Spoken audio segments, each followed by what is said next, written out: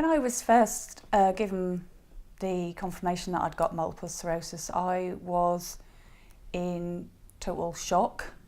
I panicked because I didn't know anything about multiple sclerosis and wondered whether I was going to die.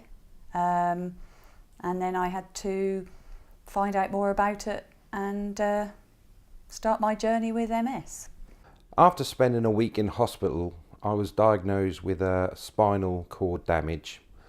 I then had a 3.5-hour operation to remove the disc, which had embedded itself in the spinal cord. Since then, I've had problems with my hands. My hands have been very, very painful.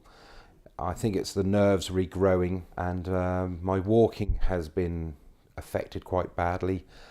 I've got balance issues where I can be walking perfectly normal, and then after a while I can just have a small stumble or a bit of a trip. MS in the very early days affected me with walking. There were times when I couldn't physically run. In 1998 I had a very bad attack and I lost the complete use of my legs, and I ended up in hospital for 6 weeks. I've had attacks which have affected my vision. So I have had like a blind spot in my eye, or I've had double vision. I've now been on the medication 3 years, and apart from having to suffer injections 3 times a week, it's been really, really great. Lots of people, when I tell them I'm an MS sufferer, they're quite surprised because I'm able to work, I'm able to be really active, I walk the dog, do the garden. It's really just enabled me to carry on my life as normal.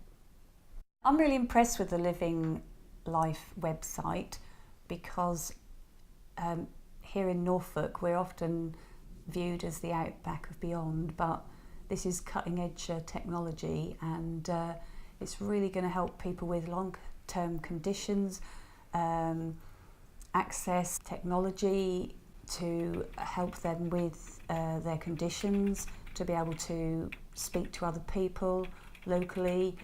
And I'm hoping that this video will help people who have got long-term conditions, help them to realise that they are not alone, that there are other people out there, and obviously the Living Life website will enable people to access information about their condition, but at the same time contact other people who are suffering like they are. Sarah says she went into total shock when she received her diagnosis of multiple sclerosis.